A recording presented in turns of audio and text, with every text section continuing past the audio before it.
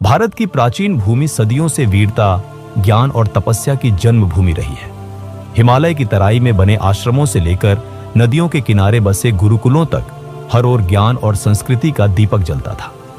इन्हीं गुरुकुलों में एक प्रसिद्ध आश्रम था, जहां आचार्य वरुण देव अपने शिष्यों को केवल शास्त्र और शस्त्र की शिक्षा ही नहीं देते थे, बल्कि जीवन जीने का सही मार्ग भी दिखाते थे। उसी गुरुकुल में एक बालक आया। उसका नाम था अभिनव। अभिनव का शरीर कमजोर था, चेहरा सरल और मासूम। वह जब अन्य विद्यार्थियों के साथ अभ्यास करता तो अक्सर पीछे रह जाता। धनुष की डोरी खींचने में उसके हाथ कांपते, कुश्ती के दांव पेंच में वह धराशायी हो जाता। उसकी चाल धीमी और आत्मविश्वास डगमगाता रहता। गुरुकुल के अन्य विद्यार्थी मजाक उड़ाते, देखो ये तो तिनके जैसा है, हवा चली तो उड़ जाएगा, इससे युद्ध क्या होगा, ये तो बैल के सामने खड़ा भी नहीं हो सकता। ये बातें अभिनव के दिल में चुभती थी। वह अक्सर सोचता, शायद मैं किसी काम का नहीं हूं, भगवान ने मुझे कमजोर बनाया है तो मैं क्या कर सकता हूं। लेकिन नियति ने उसके लिए कुछ और ही सोच रखा था। एक दिन की बात है, गुरुकुल के सभी शिष्य धनुष बाण का अभ्यास कर रहे थे। विशाल लकड़ी के निशान पर तीर चलाना था। सभी शिष्य अपने अपने तीर मार रहे थे। राजन, जो गुरुकुल का सबसे तेज शिष्य था, उसने निशाने पर ठीक बीचों बीच तीर मारा। सबने उसकी प्रशंसा की। फिर बारी आई अभिनव की। उसने कांपते हाथों से धनुष उठाया, तीर चढ़ाया। जैसे ही डोरी खींची, हाथ कांप गए और तीर पास खड़े पेड़ से टकराकर नीचे गिर पड़ा। सभी शिष्य हंस पड़े। देखो, यही है हमारा कमजोर अभिनव, इससे तो गिलहरी भी डरकर नहीं भागेगी। अभिनव का चेहरा झुक गया, आंखों में आंसू आ गए। वह सोचने लगा, सचमुच मैं सबके सामने बेकार हूं, मुझे यहां क्यों रखा गया है। शाम को जब सब विश्राम कर रहे थे, वह अकेला नदी किनारे बैठा था। उसने चुपचाप पानी में अपना चेहरा देखा और बुदबुदाया, हे ईश्वर, आपने मुझे ऐसा क्यों बनाया। अगर मैं दूसरों जैसा होता तो शायद लोग मेरा मजाक न उड़ाते। उसी समय आचार्य वरुण देव वहां आ पहुंचे। उन्होंने शांत स्वर में पूछा, वत्स अभिनव, तुम इतने उदास क्यों बैठे हो। अभिनव ने आंसू पोंछते हुए कहा, गुरुजी, मैं दूसरों जैसा नहीं हूं, मैं कमजोर हूं, साधारण हूं, मुझसे कभी कोई महान काम नहीं होगा। मुझे लगता है कि मैं जीवन में असफल ही रहूंगा।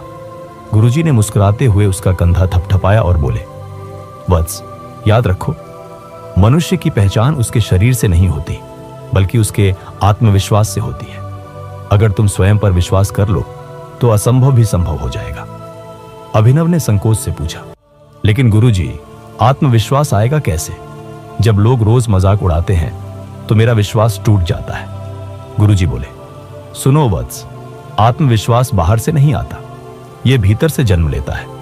जब तुम स्वयं से कहोगे मैं कर सकता हूं, तभी दुनिया भी कहेगी तुम कर सकते हो। गुरुजी ने उसे एक बीज दिया और कहा, इसे रोप दो और हर दिन इसे देखकर याद रखना। जैसे यह छोटा बीज एक दिन विशाल वृक्ष बनेगा, वैसे ही तुम्हारा आत्मविश्वास भी समय के साथ बढ़ेगा। ये वचन अभिनव के दिल में उतर गए।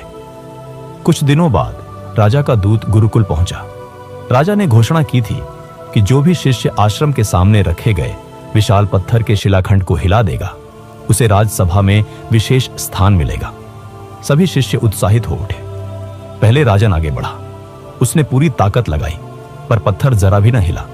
फिर एक एक कर सभी ने प्रयास किया, कोई सफल न हुआ। अब बारी आई अभिनव की। वह पीछे हटने ही वाला था कि गुरुजी की आवाज गूंजी, वत्स अभिनव, याद रखो, यह शक्ति की नहीं, आत्मविश्वास की परीक्षा है। जाओ और प्रयास करो। सभी शिष्य हंस पड़े। ये तो हाथ लगाते ही गिर पड़ेगा। लेकिन अभिनव ने गहरी सांस ली। उसने खुद से कहा, अगर गुरुजी ने मुझ पर विश्वास किया है तो मुझे भी स्वयं पर विश्वास करना होगा। उसने हाथ रखे, पूरी शक्ति लगाई।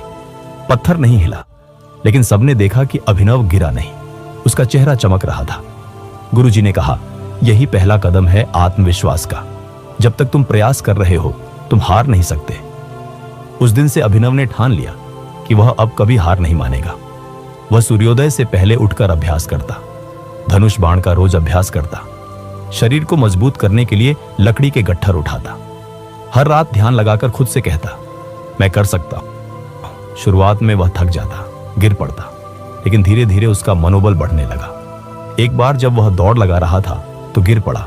शिष्यों ने कहा, देखा, यह तो कभी सफल नहीं होगा। लेकिन अभिनव उठ खड़ा हुआ और बोला, हाँ, मैं गिरा हूं, लेकिन हार नहीं मानी। यह वाक्य सुनकर सभी हैरान रह गए। अब उनमें से कुछ शिष्य भी प्रेरित होने लगे। गुरुजी अक्सर कहते, अभिनव, तुम्हारा शरीर शायद अभी कमजोर हो, लेकिन तुम्हारा आत्मविश्वास अब पर्वत से भी ऊंचा हो रहा है। कुछ वर्षों बाद पड़ोसी राज्य ने आक्रमण कर दिया। राजा ने घोषणा की, गुरुकुल के श्रेष्ठ शिष्य भी युद्ध में भाग लेंगे। सभी शिष्य युद्ध भूमि पहुंचे, लेकिन सामने एक भयानक समस्या खड़ी हो गई। दुश्मनों ने युद्ध के रास्ते में एक विशाल हाथी छोड़ दिया था। वह गरजता, सूंड लहराता और मार्ग रोक देता। कोई योद्धा उसके सामने जाने की हिम्मत नहीं कर पा रहा था। सभी डर गए। राजन ने कहा, यह तो असंभव है, इसे रोकना मौत को गले लगाने जैसा है। तभी गुरुजी की आवाज आई, जिसके पास आत्मविश्वास है वही आगे बढ़े। सबकी निगाहें अभिनव पर टिक गई। अभिनव के मन में क्षण भर डर आया, लेकिन उसने याद किया, गुरुजी ने कहा था, आत्मविश्वास सबसे बड़ी शक्ति है। उसने भाला उठाया और आगे बढ़ा। सब लोग सांस रोककर देख रहे थे। हाथी ने गर्जना की और उसकी ओर दौड़ा, लेकिन अभिनव शांत रहा। उसने दृढ़ स्वर में पुकारा, रुको। हाथी कुछ पल के लिए थम गया। फिर अभिनव ने चतुराई से पास पड़े लकड़ी के गट्ठर को आग लगाई और रास्ते के किनारे रख दिया। हाथी आग देखकर डर गया और भाग खड़ा हुआ। पूरी सेना हक्की बक्की रह गई। जो कार्य सबको असंभव लगा था, वह अभिनव ने अपने आत्मविश्वास से संभव कर दिखाया। युद्ध समाप्त हुआ। राजा ने अपनी सभा में अभिनव को बुलाया। उन्होंने कहा, आज हमने देखा कि असली ताकत शरीर में नहीं, बल्कि आत्मविश्वास में है। अभिनव ने साबित किया कि अगर मनुष्य स्वयं पर विश्वास कर ले तो वह किसी भी शत्रु को परास्त कर सकता है। राजदरबार तालियों से गूंज उठा। गुरुजी की आंखों में गर्व के आंसू थे। अब अभिनव केवल एक साधारण शिष्य नहीं रहा, वह पूरे राज्य का आदर्श बन गया। लोग अपने बच्चों को समझाते, देखो, यदि आत्मविश्वास हो तो असंभव भी संभव हो सकता है। और अभिनव अक्सर कहा करता था, कमजोर वह नहीं जिसके पास शक्ति नहीं है, कमजोर वह है जो स्वयं पर विश्वास नहीं करता। दोस्तों, ये थी प्राचीन भारत की प्रेरणादायक कहानी, आत्मविश्वास की ताकत। इस कथा से हमें यह सीख मिलती है कि मनुष्य की असली शक्ति उसके शरीर में नहीं, बल्कि उसके आत्मविश्वास में छिपी होती है। अगर हम स्वयं पर विश्वास कर लें तो कोई भी बाधा हमें रोक नहीं सकती। याद रखिए, हार तब होती है जब हम कोशिश करना छोड़ देते हैं। उम्मीद है यह कहानी आपके जीवन में नया जोश और हिम्मत भर देगी।